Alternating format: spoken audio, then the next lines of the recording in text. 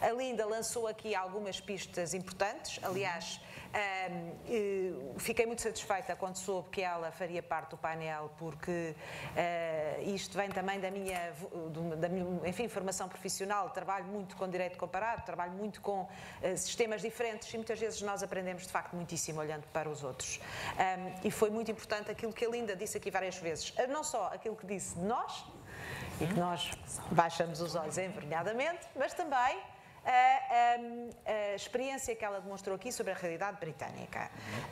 Pareceu-me particularmente interessante aquela apresentação que fez deste Language Lead Body, pareceu muito interessante e como de alguma forma há uma ligação ao nível da formação, e temos aqui o professor Fernando, eu iria talvez começar por enfim, empurrar o professor Fernando para seguir, responder, dê lá o braço à Linda, de tudo o que ouviu da Linda, ouviu agora da Linda, o que é que se nos suscita a dizer?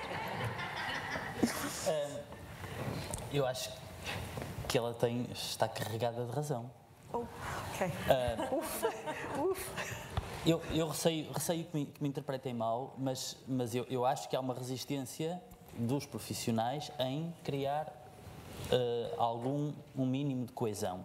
Lamento, pode ser fraturante, as redes sociais estão aí para isso, mas eu acho que isto é tão mais grave e tão mais preocupante porque é utilizado por outras profissões para penetrar no nosso campo profissional e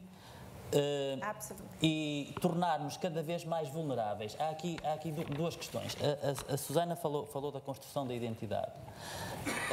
E isto tem a ver com o capital simbólico. Mais uma vez, é uma daquelas buzzwords do Bourdieu, mas eu acho que faz todo sentido, porque isso permite que as pessoas venham com o discurso da certificação, do profissional e da qualidade, que são, naquelas pessoas, são conceitos ocos e que têm apenas um objetivo de marketing semelhante ao com papas e bolos, se enganam os tolos. E obviamente que o mercado depois é sensível a isso. Eu vou dar o exemplo do meu trabalho de doutoramento, em que eu entrevistei, eu estudei o papel socioprofissional, o posicionamento socioprofissional dos tradutores na região norte. Portanto, centrei-me na região norte de Portugal.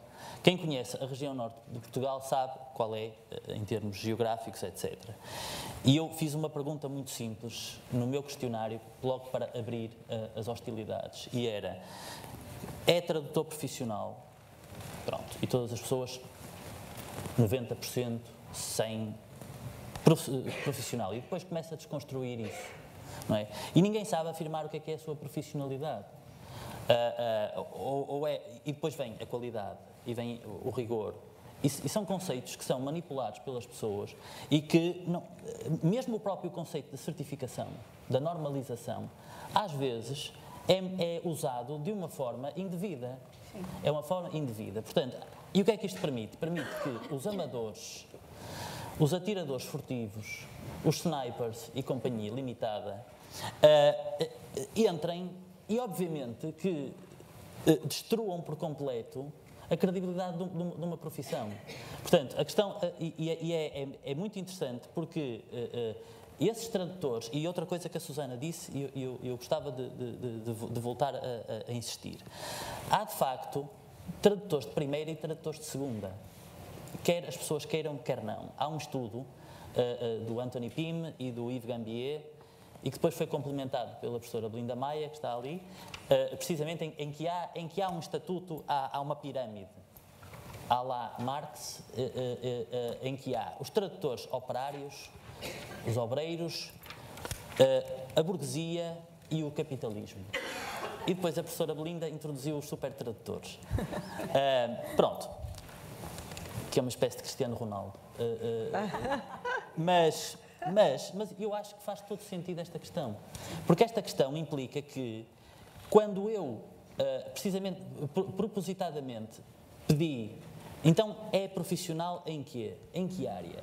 A primeira área escolhida é direito. E as pessoas não sabem o que é direito.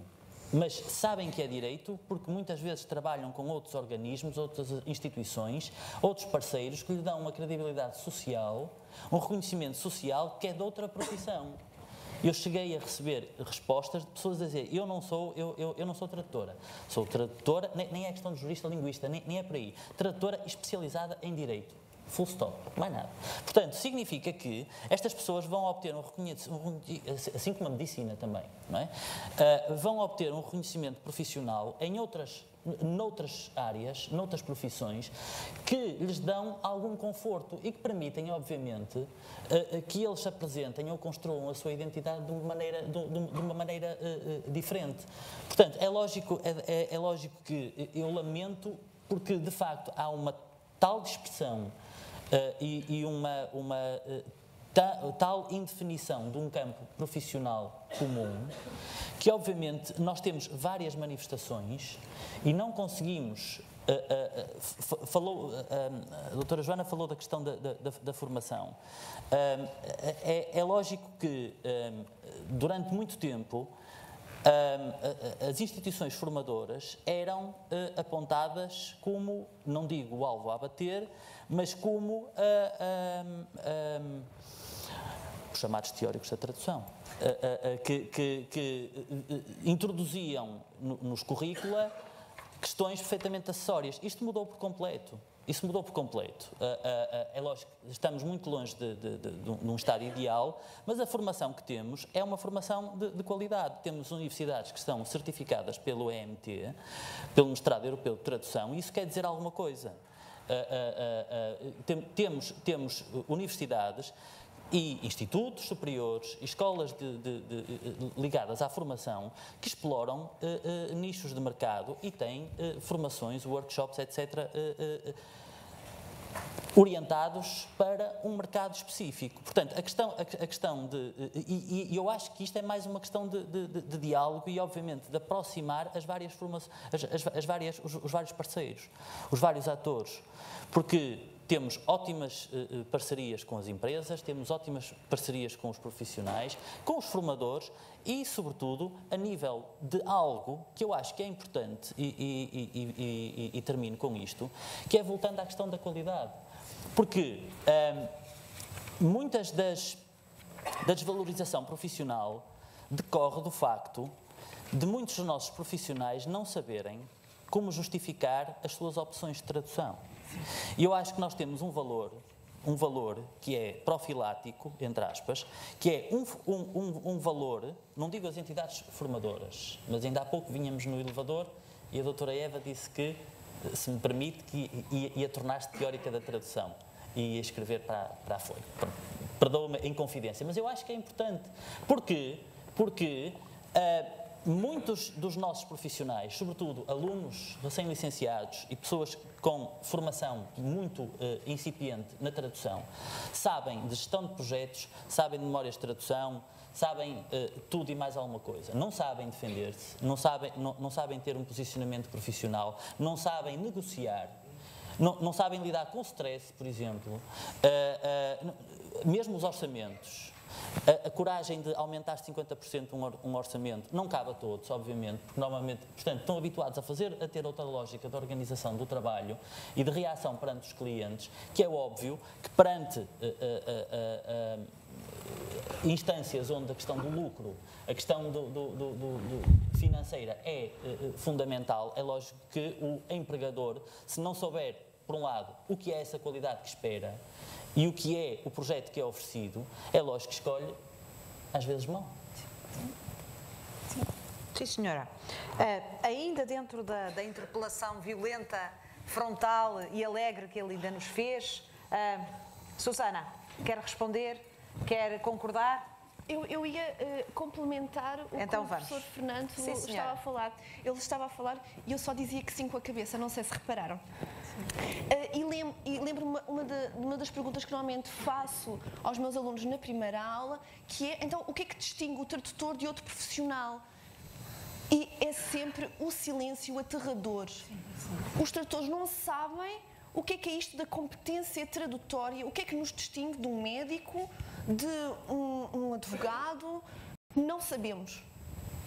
Não sabemos, se calhar, eu volto outra vez ao que o professor Fernando fala, porque não nos sabemos justificar. Não nos sabemos justificar e não sabemos valorizar-nos. Sim. Sim. Sim, senhora. Sim, senhora. Concisa. Concisa e muito bem. Sim, senhora. Marta, a realidade inglesa, não sei se lhe é familiar. Houve aqui alguma informação dada pela Linda. Sente-se interpelada por ela?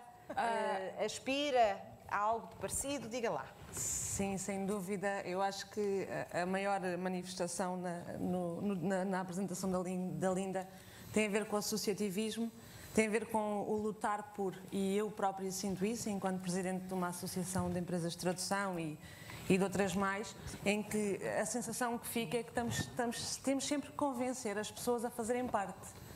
E isto, penso eu, que não faz sentido. Devem ser as pessoas a querer juntar-se e a perguntar o que é necessário fazer, como é que chegamos lá.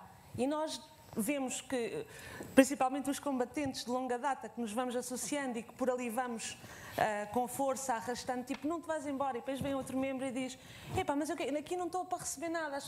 Esta mentalidade do receber tem que acabar. Temos que dar. O associativismo é para dar e receber depois.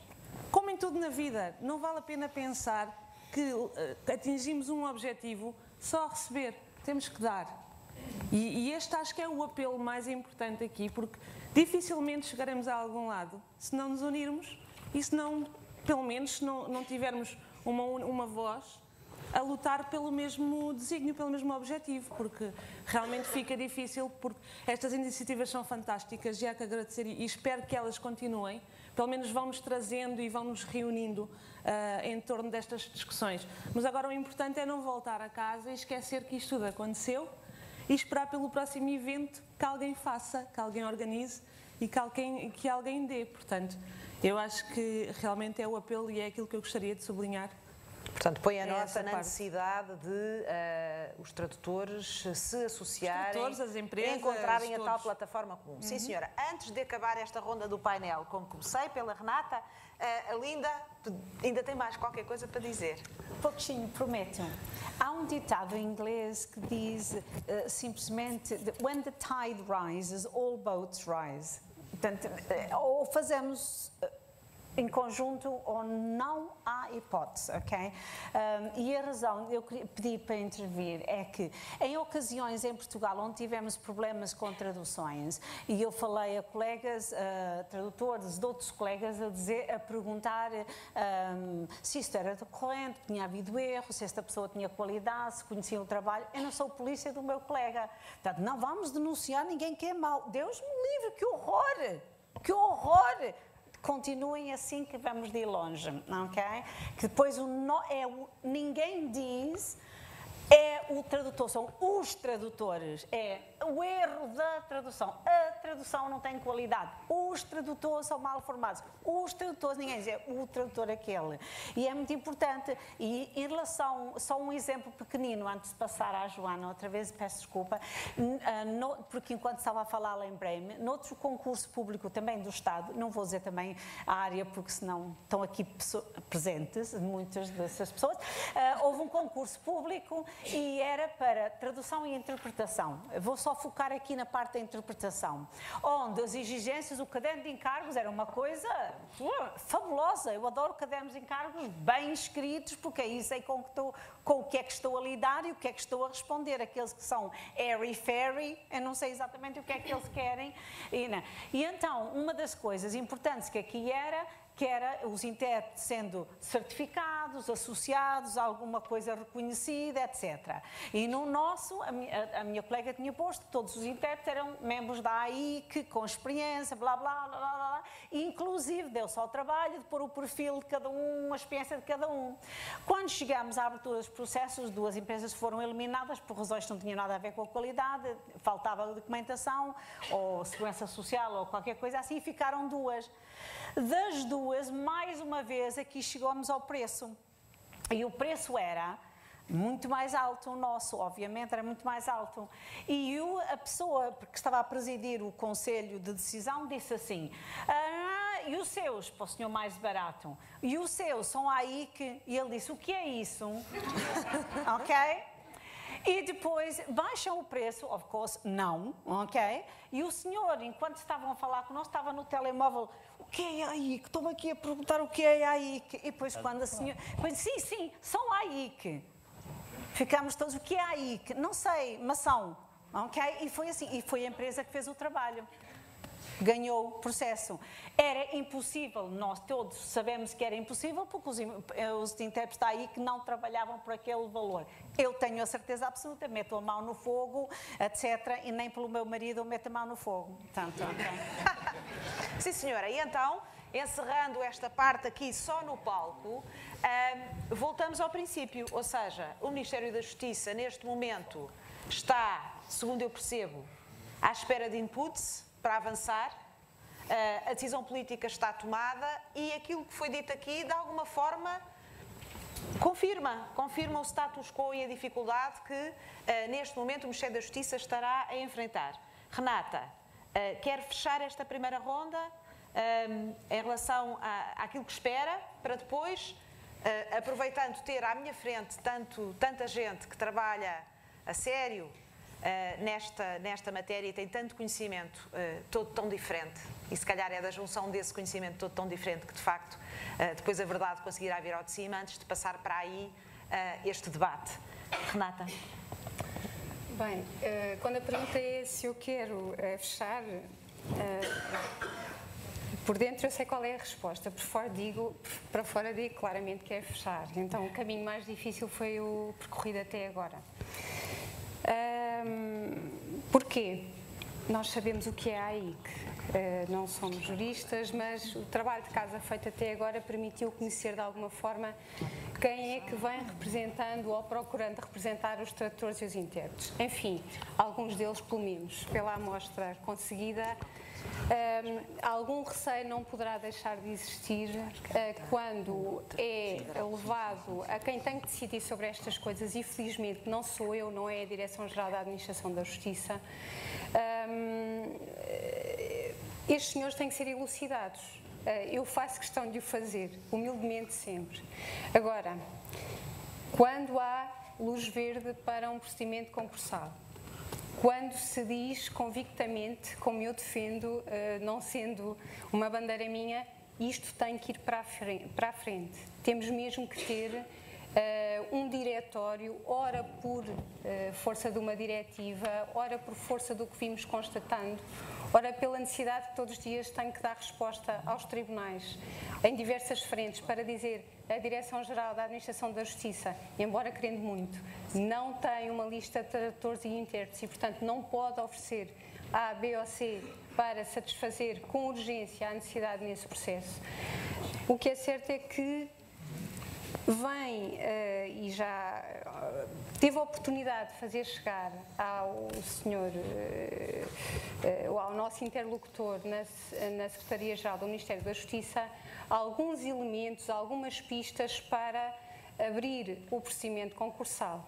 Agora, se me perguntam, e pistas essas que sinalizam os critérios que devem ser, ou que podem ser, entre outros que venham a ser recebidos, para a seleção de tradutores e intérpretes a integrar nesta lista. Agora, tudo isto me sabe, desculpem a expressão assim levezinha, sabe-me a pouco. E hoje fiquei um bocadinho assustada com o que percebi. Eu vou intuindo, vou pensando muito. Quem me conhece sabe que eu penso demais nas coisas e depois também é uma amassada, mas não sendo uma bandeira minha, o que saia, e porque nós, Ministério da Justiça, e os juristas em particular, estamos a meter-nos com muita consciência disso, estamos a atrever-nos a meter-nos num campo que não é nosso, o que saia daqui vai ser de alguma forma sempre criticado. Estamos preparados para, mas o caminho tem sido percorrido com consciência, com algum trabalho, com muito trabalho, com alguma profundidade a possível, mas não podemos prescindir de todos os contributos que nos façam chegar. Será que podemos ir no caminho apontado pela Linda, da qualificação como é exigida, por exemplo, pela EULITA? Será que a nossa realidade, em termos de profissionais, eu vou dizer profissionais da tradução e da interpretação em Portugal, vai permitir isso? Num procedimento concursal em que as exigências em termos de critérios sejam àquele ponto como desejado, e é desejado, porque é que não queremos isto para Portugal se temos noutros Estados-membros? Como é que nós vamos, desculpem o nós, competir dentro de... É fácil, verificarão quem ainda não o fez. Introduzam no Google o Portal Europeu da Justiça e tentem procurar um intérprete. Já é possível procurar nos Estados todos da União Europeia um advogado, um intérprete, um tradutor e vejam a conclusão a que vão chegar. Portugal é um dos Estados-membros em que diz, enfim, não o diz expressamente, mas diz que não pode dar resposta à procura que faz. Porquê? Porque diz que Portugal não tem uma lista organizada de tradutores e de intérpretes. O que é que se pensa no futuro? O que é que se deseja no futuro? Que o exemplo que é o que mais impacto tem de um senhor magistrado às 5 da tarde de uma sexta-feira a precisar de um auxílio porque tem que ouvir uns determinados senhores ou senhoras que se portaram menos bem e, portanto, temos os prazos a contar a partir daí e a urgência é premente. Precisar de os ouvir por serem nacionais da República Checa e não haver recursos entre as listas tidas por mais oficiais, como sendo as da Polícia Judiciária ou do CEF, o que fazer? No futuro, o que se deseja é que, à distância de um clique, o senhor magistrado em Portugal possa pedir, pelo Portal Europeu da Justiça, o auxílio de um intérprete que possa prestar o seu serviço na língua que esteja em causa, esteja ele sediado onde estiver. E, portanto, a pergunta é, se consultarem igualmente este Portal Europeu da Justiça e verificarem as qualificações exigidas em muitos dos outros Estados e se verificarem, como verificarão, que há listas organizadas de tradutores e intérpretes em muitos outros Estados, como é que nós vamos, em Portugal, dar esta resposta? Deixa a pergunta. Sim, senhora. Então, a pergunta é também para vós.